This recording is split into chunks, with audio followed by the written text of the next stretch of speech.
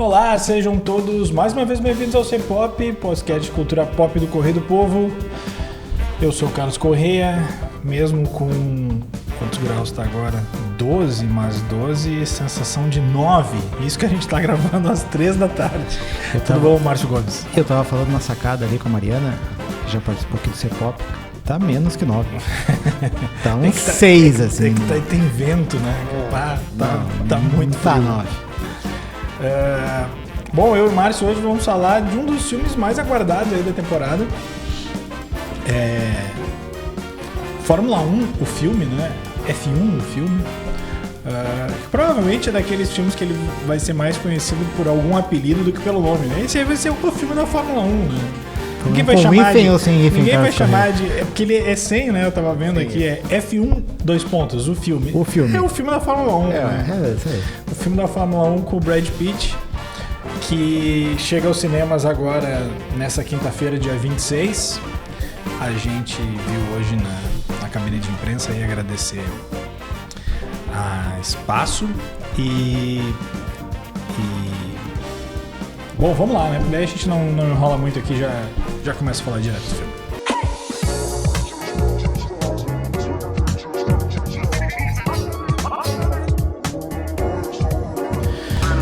Buenas, Fórmula 1, o filme dirigido pelo Joseph Kosinski, o mesmo de Top Gun Maverick, né? Entre outras coisas.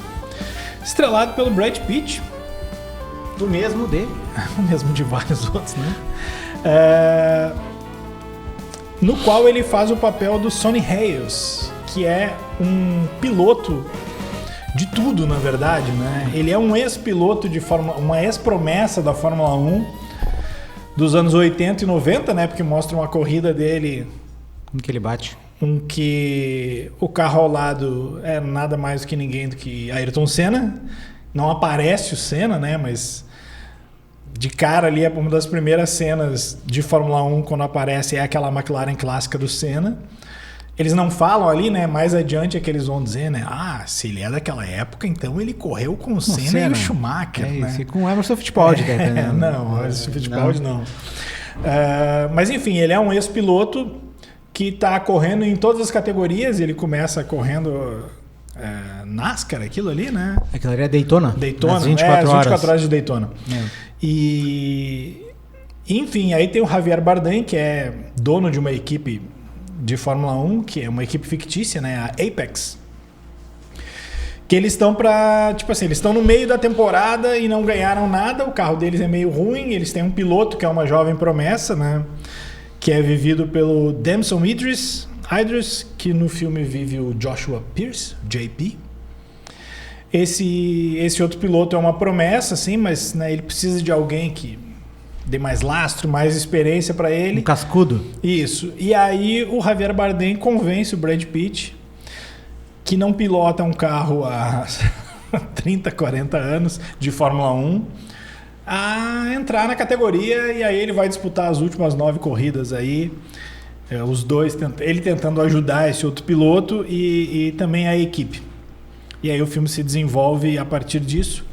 Tem spoiler, a gente vai falar mais adiante, né? Como é que acaba essa temporada.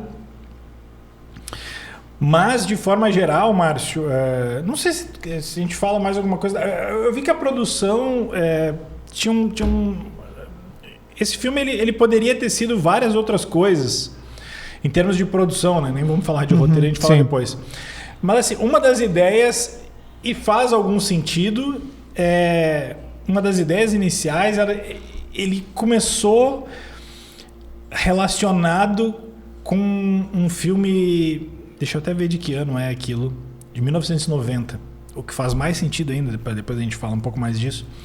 Ele seria uma sequência do Dias de Trovão, olha aí, aquele do Tom Cruise. Tem algumas semelhanças aqui e ali, né? Depois ele viria a ser um filme em que ia ser o Tom Cruise e o Brad Pitt, dirigido pelo Kosinski, mas era um outro filme, era um filme sobre rivalidade e tal. Acabou que o filme demorou por questões de agenda, isso e aquilo.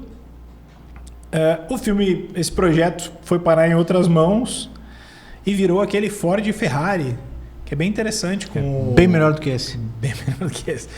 Que é com o Christian Bale e com o Matt Damon, né? Mas enfim, até que rolou esse projeto, ele é um dos filmes com mais publicidade do ano, né? O filme da Apple. A Apple faz isso, né? De lançar um pouco nos cinemas para depois lançar na sua plataforma. Eu não tenho dúvida nenhuma de que ele vai ser um impulsionador ali de audiência da Apple quando ele cair no streaming. Não sei se ele vai fazer tanta bilheteria no cinema, porque aí a gente vai discutir um pouco a questão do apelo para o público norte-americano, né? Porque a gente e mesmo os europeus têm uma relação diferente com a Fórmula 1, né? Os americanos têm uma relação muito forte com o automobilismo, mas mais outras categorias, né? A NASCAR, a Indy e tal. Mas assim, era um filme cercado de expectativa. Que chegou, não chegou pra ti? Cumpriu todas as suas expectativas promocionais, assim. Eu acho que na tela aparece todas as marcas. Eu tava vendo como é que o pessoal tava falando um pouco dele também. E fora teve acho que do Daily Telegraph, dizendo que as pessoas vão lembrar muito mais das marcas do filme do que dos personagens e da história. E é um pouco isso, assim. O filme é um grande promo, né? Um grande promocional da Fórmula 1, indo na esteira daquela série da Fórmula 1 que teve na Netflix, que fez bastante sucesso. Acho que ainda tem, não sei, o Drive to Survive. Drive to Survive. Né? Então, a partir dali, descobriram que a Fórmula 1 era um produto que tu conseguiria vender para um público mais jovem e de streaming. Né? E esse filme é uma consequência disso, assim. E ele explora todos esses elementos da Fórmula 1, ali, as questões técnicas, a questão da tecnologia, a questão da montagem dos carros, dos pilotos vorazes e corajosos. Tá tudo isso ali, né? Aparece os pilotos também, né? O Alonso, de verdade. O Alonso cumprimenta ele, o Lewis Hamilton aparece. O Lewis Hamilton, que é produtor do filme. Tem uma piadinha com o Carlos Sainz, que uma mina senta do lado do piloto principal, que é o Pierce, né? E pergunta, tu é piloto de Fórmula 1? Sim, você pode me apresentar pro Carlos Sainz. Então, tem toda essa mitologia da Fórmula 1 em volta, assim. Só que o filme é basicamente isso. Ele não é mais nada, assim. Ele é uma casca com várias imagens bonitas, mas com um fiapinho de história, né? E mais do que isso, assim, recheado de clichês que a gente já viu ao longo de vários anos, assim, em filmes de esporte e de outros filmes em que tu precisa de alguém que é o mentor do personagem, que seria o secundário, às vezes é o principal, às vezes é o secundário, nesse caso é o secundário, né? Em que esse cara vai meio que ser o mentor e o coach desse futuro, no caso é o piloto, né? Ou o futuro herói do filme, assim. E o filme é isso, assim, é o Brad Pitt, que é um cara meio arrogantão, assim, né? Um cascudo, que nem o Renato gostaria de dizer, aquele piloto antigão, assim, que... Galã, que gosta de correr por esporte, pela emoção e não pelo dinheiro. E daí esse cara é chamado para salvar uma equipe de Fórmula 1 e chega lá e tem um piloto jovem que ele tem que meio que orientar o piloto e tal. É tudo isso, né? E o filme tem todas as reviravoltas de clichês desse tipo de filme que a gente vê ao longo dos anos. Se apaixona por uma mulher da equipe, que diz que nunca vai se apaixonar por alguém da equipe, mas ela acaba se apaixonando. Afinal, é o Brad Pitt, né? Tem, que nem o Carlos falou, na série do cinema, tem aquelas músicas clássicas de rock que todo mundo sabe, tem como o filme abre com Led Zeppelin. Então todos esses clichêsões estão ali. O final também, tipo, não tem nenhum grande final diferente do que se espera, que é os caras saem triunfantes, enfim. Os personagens são todos eles caricatos, todos eles, assim, não tem nenhum assim que tu pode ter. O Javier Bardem, pra mim, é o pior deles, assim. Mas tem tudo. Mas ele tem cara de ex-piloto, né? Justiça seja feita. Pra mim é parecido com o Alonso em alguns momentos, assim. Só que mais alto, né? Mas todos os outros, assim, mesmo personagem novo, o Idris, esse, né? Até tem um nome parecido com o do Idris Elba, né? Eu até fui... Mas acho que não é aparente, não. Não tem nada, é só o nome mesmo. E o próprio Brad Pitt fazendo aquele papel de Brad Pitt, meio cafajeste, meio galã, né? Que gosta de correr por esporte, como eu falei. Mas, cara, assim, ó, eu fiquei tentando achar alguma coisa que a gente pudesse puxar para puxar o filme para cima, assim, mas além dessa questão da produção, que realmente é muito bem feita, as cenas de corrida, a primeira cena, que é em Daytona, me pegou muito mais do que as outras cenas de Fórmula 1. As cenas de Fórmula 1 eu não senti tanta inovação, assim. São legais, obviamente, elas não são ruins. Eu estava lendo uma entrevista que diz que o Lewis Hamilton foi um dos caras que ajudava nessa questão de como montar a questão da corrida ali, dizia, isso é real, isso não é, isso a gente tem que fazer diferente, aqui não é corrida, não é a volta 16, é a volta 10, aqui o som é diferente. Então ele dava essa consultoria de Fórmula 1 para o pessoal que estava fazendo o filme. Como sempre, nesses filmes, especialmente que envolvem esses galãs mais antigões, assim, né? Tom Cruise, o Brad Pitt, eles correram de verdade. Então, o Brad Pitt participou da corrida, treinou nos carros de Fórmula 1, ele e o outro menino também, o Idris. Então, tem todo esse elemento de que, eles, né? Deve ter usado dublê em algum momento, mas eles participaram da corrida e tal. Tem essa questão de tu precisa passar um pouco de veracidade pro projeto também, para as pessoas comprarem a ideia. Mas eu acho muito difícil que esse filme atinja o público que talvez ele tenha feito algumas concessões para tentar atingir, assim, que é a galera da idade minha e do Carlos, que conheceu esses pilotos todos, Prost, Senna, Mansell. Vai ser difícil, não sei se essa galera vai ao cinema para ver esse tipo de filme. Eu acho... Bom, a gurizada mais nova, eu acho que vai ter uma dificuldade enorme de conexão, porque ele é um filme todo montado num personagem mais veterano, né? Embora tenha um novato ali, mas o principal do filme é o Brad Pitt, então tu não tem essa questão de conexão com essa turma mais jovem, na questão do streaming, do celular, enfim, não tem. Tá pensando em algum corte que tu possa fazer desse filme para viralizar no TikTok, mas eu não consigo ver nenhum agora que me salte aos olhos, assim. Então, acho que é difícil tu fazer essa conexão. A questão do streaming que o Carlos falou, eu acho que vai ser mais um daqueles filmes da Apple que vai pro streaming, que nem o Napoleão, que nem o Assassino da Rua das Flores, e todos os outros que a gente viu que vão ali... mais pop, né? Não sei. Eu não vejo por que a pessoa deixaria de ver a série da Netflix para ver esse filme da Apple. Mas eu acho que a pessoa que vê a série da Netflix vai ver esse filme. Cara, não sei, porque ela vai se decepcionar. Acho que quem gosta... Depois de ver. Não sei. O cara vai chegar na metade, é um filme de 3 horas. Mas ele já deu o clique. Não, mas não importa. O que importa é o engajamento, não importa dar o clique. Porque esse filme não vai impulsionar a Apple, não vai trazer mais assinantes. E acho que a Apple nem se importa com isso, não é essa a lógica. A questão é que cada vez mais... produtoras talvez não deem a quantidade de dinheiro que estão dando para um filme como esse. Aí eu acho que nesse filme da Fórmula 1 tem um grande impulsionamento que é da própria Fórmula 1 por trás. Aí tem uma outra aspecto da jogada que outros filmes não têm a sorte de conseguir. Mas assim, é um filme que tu bota uma grana imensa, provavelmente, a não ser que nos surpreenda muito, mas não deve ter uma grande bilheteria, não deve ter um grande impacto no streaming e também não deve ter um engajamento. E duvido que brigue por prêmios. Vamos lá. A não ser prêmios técnicos. Eu vou discordar nas 3. Então tá. Eu acho que...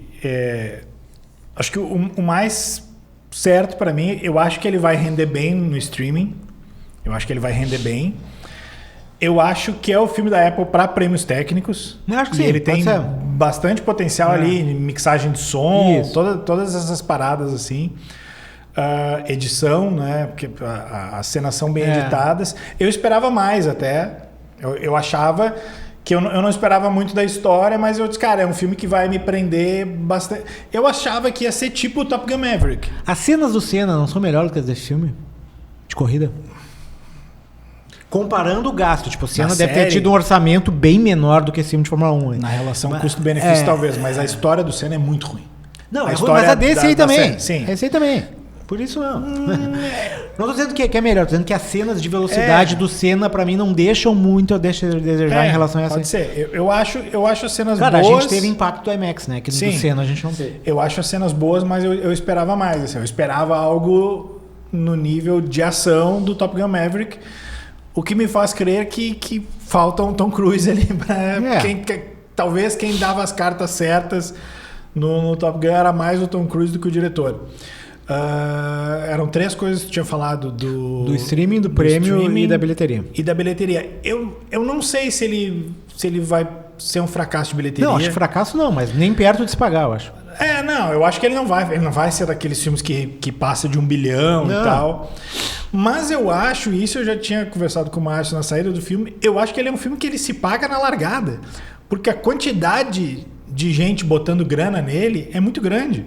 Tipo, a Fórmula 1 por si só são os shakes. Então assim...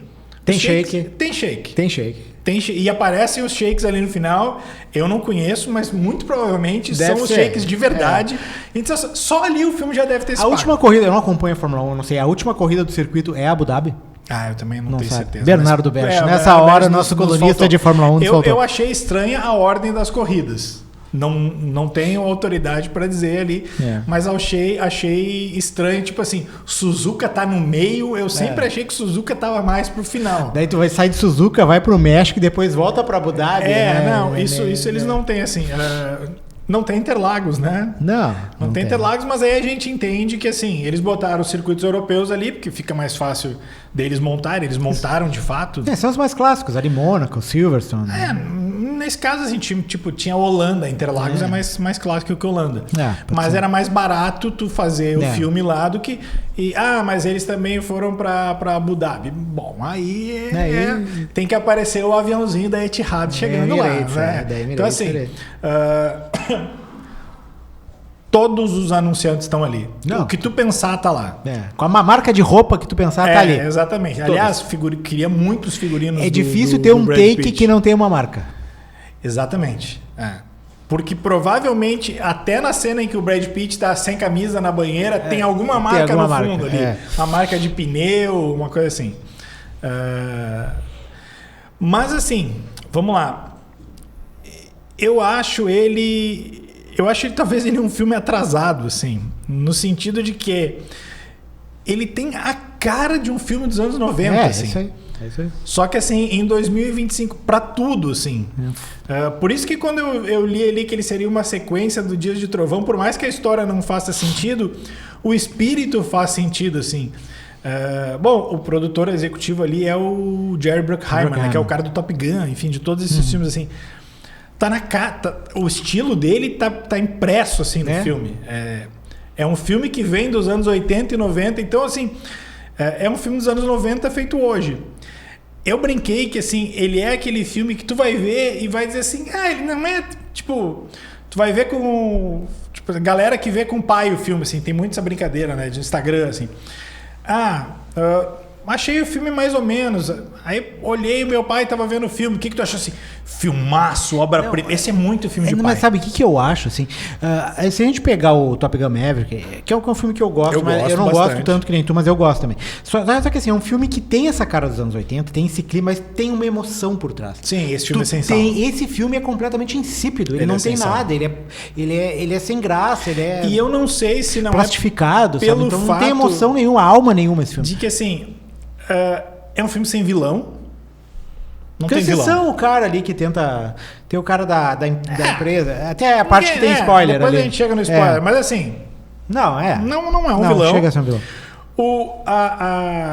Não existe uma rivalidade entre os dois. Nunca. Tipo assim, é pra ter, mas não tem. A equipe não é uma equipe que tá brigando por título, então tu fica naquela assim... Qual é? Na verdade, assim, é a equipe tentando lutar contra pontuar. a sua própria incompetência, né? Eles têm que superar pontuar. a sua incompetência. Eles estão assim... Vamos lá.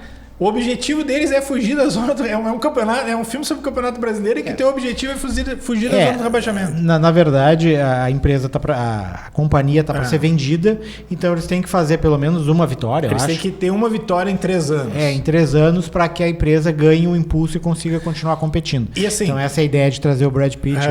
Não que isso seja algo determinante para o filme ser bom ou não, e nem que seja algo que se esperasse, tá? Mas...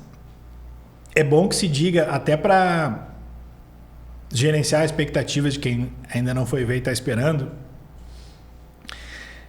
ele não é um filme muito apegado à realidade. Ele tá para a Fórmula 1 como o Rock tá para o boxe. Sabe naquelas cenas do Rock que os dois estão quase caindo assim e o juiz manda a luta seguir, quando na realidade nunca isso aconteceria. Só acho que ele tem umas questões técnicas ali que aproxima mais, assim. Pode ser, mas acho assim... que a corrida em si não, mas as questões da preparação do carro e tal, acho que aquilo ali te dá isso pode ser. E achei assim muito curioso e estranho que tem muitas cenas de corrida, obviamente. Não tem uma cena de qualificação. Nenhuma. É corrida direto. É corrida direto. Eles citam, nós nos classificamos e tal. Quando essa seria uma boa cena para tu criar atenção, que é justamente ali tu tentando... Pole position, né? Tentando melhorar o teu tempo, sabe? O Ford e Ferrari fazia isso muito bem. O Ferrari agora, o novo também, que é assim, é a tensão de tu brigar por um centésimo. Ali, essa briga do centésimo é num túnel de vento, com um simulador, sabe? Não senti falta disso. Acho que a roupa nova e adequada dos anos 90 para cá é assim, é meio óbvio que, eu não sei se a questão da relação dos dois é um spoiler ou não. Vamos subir spoiler, daí eu falo mais à vontade. I am your father. I see dead people. What's in the box?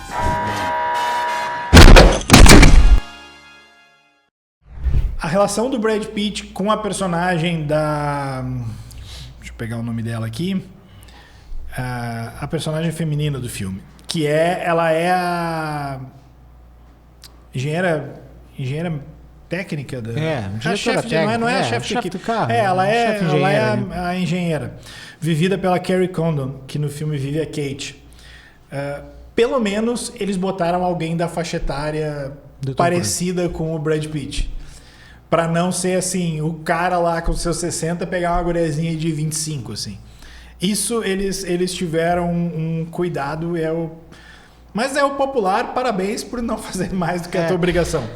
Mas assim, as corridas, elas são muito irreais, assim.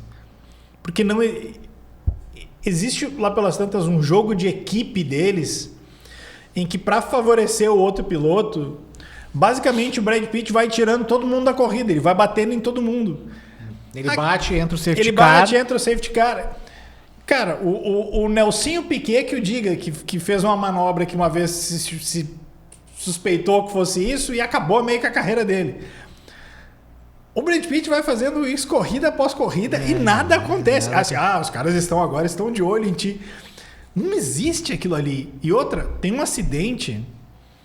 Não é que o cara bate no muro, ele salta, assim, é como se a gente estivesse apresentando aqui, o carro pula e explode. Não tem isso, sabe?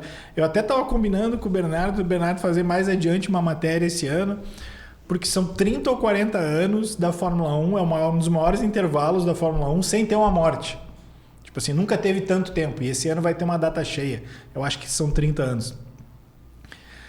E ali, do jeito que tá, parece que toda a corrida... Eu sei que no automobilismo, parte do que as pessoas querem ver acaba sendo esse acidente, né? Piquet disse isso na morte do Senna, né? Por que todo mundo quer ver a largada? Porque a largada é a maior probabilidade de ter acidente. Mas não é desse jeito, gente. Calma, sabe? E aí eu fico pensando que tipo de propaganda é pra Fórmula 1 isso, assim? Se eles acham que eles vão atrair galera... E ali tu estava falando de que não acha que vai pegar esse público, e aí que eu discordo. Eu acho que ele talvez tenha dificuldade em pegar um público mais novo, e principalmente o americano, que é o grosso do cinemão, né? Bom, tem China agora, mas enfim. Mas o público da nossa faixa etária, principalmente o masculino, eu acho que vai ver bastante. Seja no cinema, seja depois no streaming. Eu acho que a galera vê. E assim, um pouco por causa do Drive to Survive, um pouco porque as coisas mudaram nos últimos tempos, aumentou muito um público feminino que gosta de Fórmula 1, e não é um gosta porque o fulano é bonito, gosta de saber, assim, aqui na redação a gente tem... a gente tem frouxo, gurias que acompanham e entendem mais de Fórmula 1 que nós dois também não somos muito E não parâmetros. vão se sentir muito representados nesse filme, né? Não vão sentir nada representadas. Isso é mais um dos problemas do filme. Mas assim, e eu tava lendo que isso para mim foi curioso, como é que deve ter sido a negociação. A Red Bull estava preocupada porque a Red Bull disse, nós vamos acabar sendo o vilão da história. Ainda mais quando entra o Hamilton de produtor. E aí os caras, não, tá aqui o roteiro, não tem vilão. E de fato, nenhuma escuderia ali é vilã e nem a Fórmula 1 também. Tipo, eles não têm o... Como é que era o cara da época do Senna? Era o Balestre? Eu acho que era. Balestre, né? Não tem assim o chefão que sacaneia. No próprio Top Gun Maverick também, tu não sabe quem são os inimigos, né? Mas aquilo ali tu sabe por quê, né? Pra poder vender o filme em tudo que é tudo lugar. Bem, mas essa lógica é a mesma. Tu não quer machucar ninguém, então tu faz um filme... sem... Então, assim, o filme tem isso, assim, ele é... Não é que seja chapa branca, Não é nem isso, porque às vezes quando tu faz uma coisa que tu quer evitar de criticar, por exemplo, os dirigentes da Fórmula 1 que seja, assim, ou sei lá, as equipes, ou os pilotos, tu consegue fazer um filme interessante mesmo fugindo dessa questão da crítica, ou até mesmo em alguns momentos elogiando a produção, a organização das corridas, enfim. Mas não é o caso desse filme, é um filme que tipo, ele não tem alma, sabe? Como eu falei antes, é um filme eu acho que ele não fica, insípido, né? Não. E o que poderia te emocionar, que são as corridas, que, de repente a história a gente foca nas corridas, porque é isso que a gente vai pegar. Também isso, as corridas do Ferrari eu achava mais empolgantes do que essa aí. E é um filme muito mais barato do que esse. É mais uma questão de direção e de trazer uma coisa... do Ferrari... Tanto a corrida quanto o acidente são mais impactantes. Ele parece um filme muito formulaico, assim, é uma fórmula que tu encaixa, que nem o Carlos falou, aquela coisa dos anos 80, né? A história que tu viu no Rock, que tu viu em tantos outros filmes de esportes dessa linha, assim, e que tu pega e coloca todo o verniz da Fórmula 1, dessa coisa cult da Fórmula 1 que tem hoje, assim, chega essa coisa da marca, do glamour, enfim. Chega a ser engraçado, porque daí tu fica naquela time, mas... O personagem do Brad Pitt é muito raso, né? Ele não tem profundidade nenhuma. E aí, tipo, tu fica pensando, mas qual é a desse cara? E aí é muito irônico que uma das últimas cenas do filme seja a mulher perguntando pra ele assim, mas tipo, qual é a tua? Aí ele ri e não responde.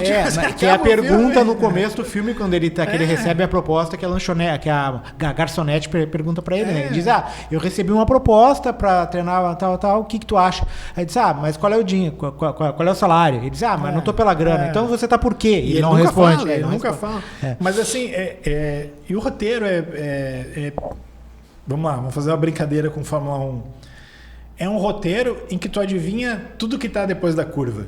Tudo que tu acha que vai acontecer, acontece. Então, assim, quando tem uma frase de impacto, tu sabe que essa frase de impacto vai vir depois. Vai servir pra... Então, assim, tem uma hora que ele diz assim, que é muito parecido com o que o Senna falava. É que o Senna levava essa coisa pra uma questão espiritual, né? Que ele diz, tinha vezes que eu tava a alta velocidade, é como se eu estivesse falando com Deus, eu não escutava mais nada e tal. E eu não sei se até não pegaram isso como referência, porque o Hamilton, que é produtor, é fãzaço do Senna, né?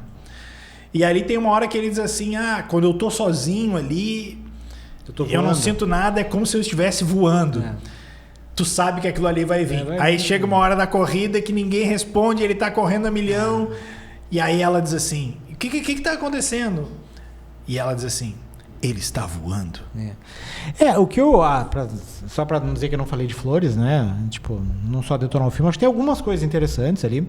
Que nem eu falei dessa questão técnica que mostra como é que é a produção do carro, quanto tem que fazer para recuperar 1 segundo ou meio segundo, quanto isso faz diferença, né? Então tu faz toda uma engenharia do carro ali para tirar 1/10 de segundo, que aí isso vai fazer a diferença nas voltas e vai impactar, tu vai conseguir crescer no grid de classificação. Assim. Então acho isso legal. Também a questão da preparação física dos pilotos, isso aparece ali, né? Isso é legal. Isso é legal. Ele na banheira, o outro cara correndo, que é uma coisa que eles não sentam no carro e saem. Entendeu? Sim. Mas a parte ali que tu falou da preparação do 1 segundo, claro, eu não queria que virasse o Nolan, que vai te explicar tudo por tudo. Mas aquela cena ali que ela tá no túnel de vento, um pouquinho de explicação ele podia dar o ali. que é o problema das corridas pra mim, assim, que talvez isso que tenha me tirado um pouco das corridas, que é a narração. Que eu comentei com o Carlos até quando a gente saiu ali. Tem um narrador que o cara explica tudo o que tá acontecendo. Tem na do Senna também, né? E o cara explica tudo. Então agora, porque tem a punição, porque o cara não pode passar por e 3 agora ele vai bandeiras passar azul. pelo lado. Eu tô agora, vendo que ele vai passar pelo lado. E tipo, ele te explica, parece um chat GPT ali, que tá te dando a real de tudo que tá acontecendo, assim. Então isso meio que tira fora, né? Não sei se é a maneira que os caras narram lá fora, mas eu acho que não. Porque o filme... Mas é meio tutorial. Né? O Missão Impossível foi isso, assim. Esse último Missão Impossível da primeira hora do filme, 1h20, é um grande tutorial. E essas corridas, além da corrida, ela é um grande tutorial das corridas, para as pessoas entenderem o que está acontecendo. Algumas coisas eu até acho que tem que explicar, porque quem não conhece a Fórmula 1 não sabe de algumas regras, é porque algumas mudaram, algumas são novas e tal. Mas, cara, o tempo todo não dá, sabe? É demais. Chega uma hora que tu, sabe? Eu comecei a rir, assim, porque era muito engraçado. Ia começar a corrida e o cara ia descrevendo tudo que tu tava vendo na tela, assim. Sim. E, assim, para encerrar da minha parte, o Brad Pitt, se a gente adaptar para o Corrida Maluca, ele era o Dick Vigarista da Fórmula 1. Né? Que ele faz só... Ele é um tramposo, né? O Verstappen é um... Tramposo. Moço comportado perto dele, né? Nossa, eu era o cara mais sacana. Tipo assim, não tem regra, não tem nada. Não tem nada. Ele começa na primeira corrida, ele já faz de conta que ele não consegue ligar o carro, né? Que é para ele poder... Depois, na corrida de apresentação, ter que acelerar. Na volta de apresentação. Na volta de apresentação, acelerar para largar com o pneu mais quente. Então, ele faz de propósito. E depois ele vai batendo nos carros para entrar o safety car e diminuir a distância dos carros. E aí é tipo o seguinte, cara, quem acompanha... E olha, tipo assim, eu acompanho a Fórmula 1, né, editor de esporte, mas assim, não é algo especializado. Mas quem acompanha minimamente a Fórmula 1... sabe a diferença de um carro de hoje para 10 anos, para 20 anos, para 30 anos. A diferença do carro da época do Senna para um carro de agora sei lá, não sei nem explicar, é absurda. Tipo tu dirigir um Fusca e depois dirigir um Porsche. Inclusive em tamanho, os carros ficaram muito maiores. A última vez que o Brad Pitt no filme dirigiu um Fórmula 1, o Senna estava vivo, tá? Por aí a gente vê. O Senna morreu em 94. Ele nunca mais dirigiu. Aí ele senta no Fórmula 1 e ele já faz a melhor volta do que Mas ele se fode antes, né? Ele se fode. Ele quebra o carro depois. Não. Ele se fode, mas... um pouquinho antes dele se fuder, ele já tinha feito o tempo. É surreal demais, assim. Mas, assim, é filme. É que, assim, tem filmes que são sobre esporte que, na verdade, não são sobre esporte, né? Tipo, Rivais é um que é um filme de tênis e que, na verdade, não é sobre tênis. Sim. Ele usa o tênis para outras coisas. O próprio Ted Lasso.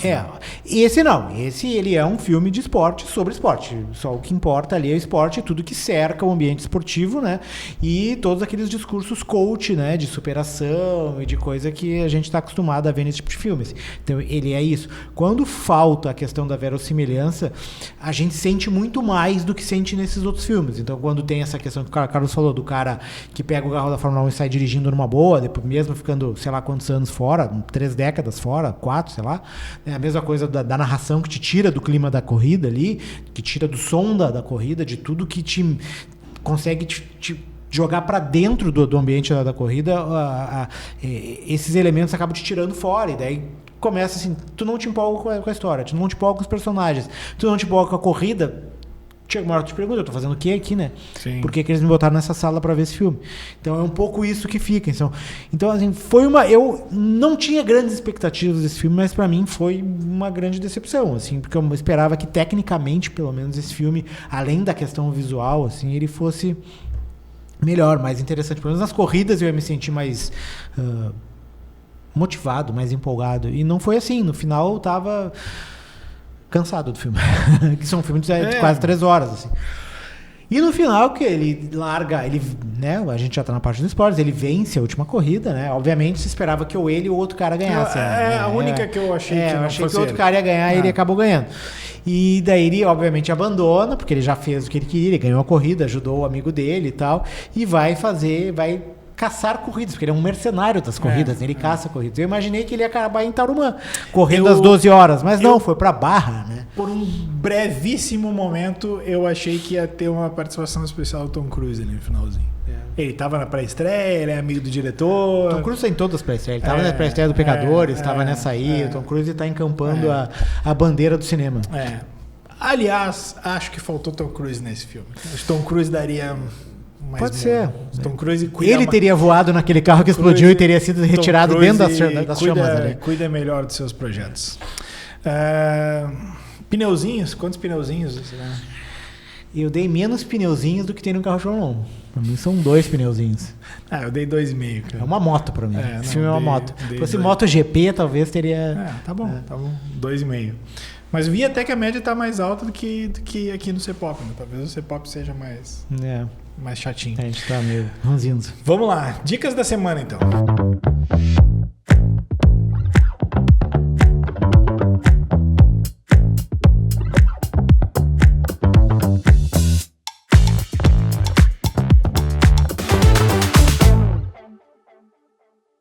Vai lá, Márcio. Pode começar. Vamos lá, estou vendo qual é o filme que eu vou dar de dica que eu vi, mas agora eu esqueci completamente, então estou vendo na minha lista. Aqui no Letterboxd. Tá. Eu vi 2, mas eu vou deixar que o Carlos viu, não sei se ele vai dar de dica ou não. Eu vou dar um filme que entrou na Max, que é um filme de terror. 1978, um filme argentino dos irmãos. Agora vou pegar o nome dos irmãos, dos diretores. Coen. Não, Onetti. Luciano e Nicolas Onetti. Assim, ele não é um filme perfeito, tá longe disso. A primeira parte do filme eu achei muito boa. Depois, quando ele entra na parte de terror, eu acho que o filme vira um terror genérico e aí minha atenção e meu temor se for pro espaço, porque daí virou uma coisa banal. Mas a primeira parte, ele é um filme que se passa num período da ditadura, obviamente, né? Na Argentina, quando a gente fala de filme dessa época, geralmente ele toca nesse tema. Mas mais do que da questão da ditadura, ele se passa durante a final da Copa do Mundo de 1978 na Argentina, entre Argentina e Holanda.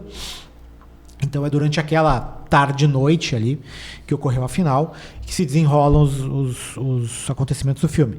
Ele é dentro de um centro de repressão, onde os caras pegam 3 pessoas que seriam de movimentos esquerdistas e tal, estão torturando o pessoal ali para fazer eles confessarem ou darem nomes dos seus companheiros e localizações e tal. E daí chega na metade do filme e o filme dá uma viradinha. Esse terror inicial, que é da questão da tensão da tortura, os personagens ali que são os militares ali, os agentes do DOPS argentino, que eu não sei como é que era o nome lá, que são muito bons, assim, tu vê os caras ali, tu sente o medo e a tensão de tudo que tá pra acontecer, e que tu não sabe o que vai acontecer. Tu sabe que é tortura, mas não sabe que tortura que eles vão usar. A primeira cena do filme é muito boa, por sinal, assim, que eu não vou dar spoiler, porque eu fui surpreendido, e muito surpreendido, então eu não vou nem dar dica do que é, mas a cena que abre o filme é muito legal. Depois essas cenas ali do centro de repressão também tem todo um clima e um visual meio sujo, assim, sabe? Aquela cor meio de porão mesmo, de ditadura, de filme de terror, desses filmes de terror meio Jogos Mortais, enfim.